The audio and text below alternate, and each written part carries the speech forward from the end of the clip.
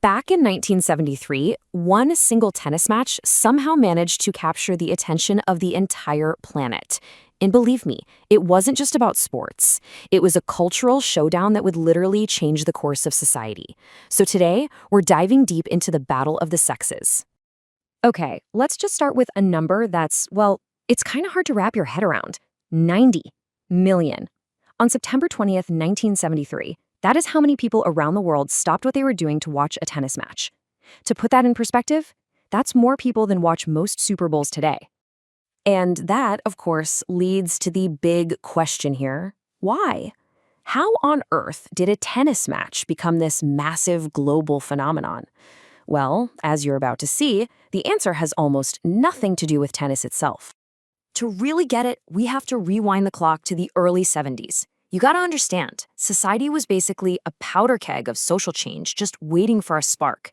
And the world of sports, it was right in the blast zone. So what was going on? Well, this was the era of second-wave feminism. The movement was absolutely exploding, pushing way beyond just the right to vote. It was now tackling all the deep systemic inequality women were facing every single day, at work, at school, even at home. And yet, the sports world was kind of like this last holdout, a deeply, deeply entrenched fortress of male dominance. The attitude at the time was pretty clear. Women's sports were just less valuable, less exciting, and definitely less important. And you don't have to look any further than the prize money to see it. It's all right there in black and white. Take the 1970 Pacific Southwest Open. The guy who won? He walked away with over 12 grand.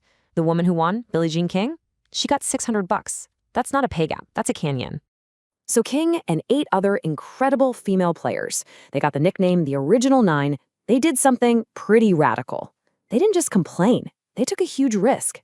They broke away from the old guard and started their own tour, which led directly to the creation of the Women's Tennis Association, the WTA, in 1973. It was a total act of defiance. And right into this perfect storm of change stepped 2 figures who were just perfect foils for each other. I mean, you couldn't have written it better. They set the stage for a rivalry that would define a whole generation. All right, first up, you've got Bobby Riggs. Now, this guy was a Wimbledon champ way back in the 40s. By now, he's 55 years old, and he is just desperate to get back into the spotlight. So he sees the feminist movement and he thinks, aha, opportunity. And he completely leans into this over-the-top persona of the loudmouthed male chauvinist pig. And oh, he was not subtle about it at all. He was constantly feeding the press these outrageous quotes, like this one. I'll tell you why I'll win. She's a woman and they don't have the emotional stability. He was an absolute master at playing the villain and he loved it. And here's the crazy part. At first, he actually backed up all his ridiculous trash talk. In May of '73, he challenged Margaret Court, who was the #1 female player in the world at the time, and he just crushed her.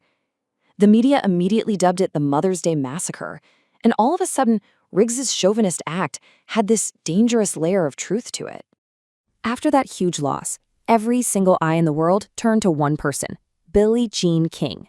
You see, she'd turned Riggs down before, but now she felt like she had absolutely no choice. As she said herself, I knew I had to play him. It wasn't about tennis. It was about social change. The stakes had just been raised to an impossible level. I mean, just look at the contrast. It's almost poetic.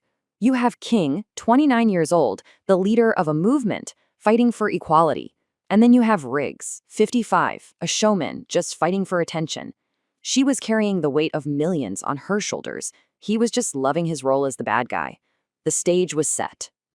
And let me tell you, the main event was so much bigger than just a tennis match. It was a full-on primetime spectacle held at the gigantic Houston Astrodome. The whole thing was designed for maximum drama. And the theatrics? They were completely off the charts. Riggs makes his grand entrance in a rickshaw pulled by a team of young women he called Bobby's bosom buddies. King, not to be outdone, comes in like Cleopatra, carried on a golden litter by 4 shirtless guys. It was pure circus. Before they even hit a ball, Riggs gives her a giant lollipop, and she gives him a squealing live piglet, a perfect little jab at his whole persona. But the second that match started, all the theatrics stopped. King was pure business. Her strategy was just brilliant. First, outlast him. She knew he was 55, so her plan was to just run him ragged, side to side. Second, attack his weaknesses, especially his pretty soft second serve. And third, and this was maybe the most important part, just ignore him. Ignore all the antics and stay completely laser-focused. And it worked. Oh my gosh, did it work? Flawlessly. King didn't just squeak by with a win. She absolutely dominated him. She took the match in 3 straight sets.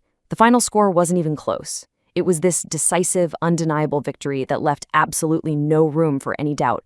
So the final point was scored. King raised her racket in victory. But the real story? That was just getting started.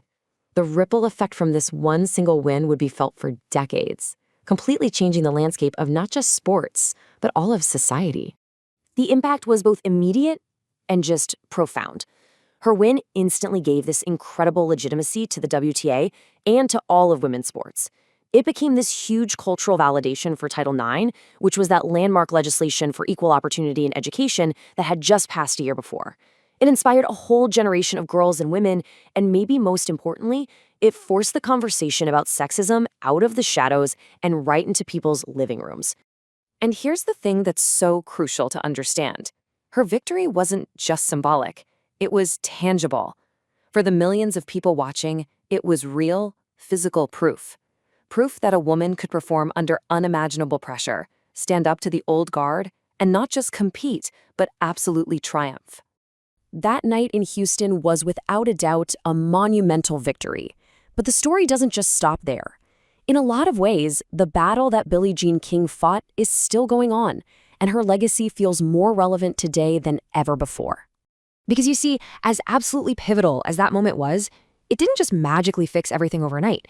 It was one incredible, important battle in a much, much longer war for equality, a war that is still being fought on so many fronts today. I mean, just look around at the challenges that are still out there. The gender pay gap is still a massive issue in most sports. Women's sports still get only a tiny fraction of the media coverage that men's sports do. Go look at the leadership roles, coaches, GMs, executives, still overwhelmingly male. And the level of online harassment female athletes have to deal with today is just staggering. And all of this brings us to our final thought. The battle of the sexes was a victory, an enormous victory that changed the world and opened doors for millions. But it leaves us with a really important question for all of us to think about today. That battle was won 50 years ago, but is the war for equality truly over?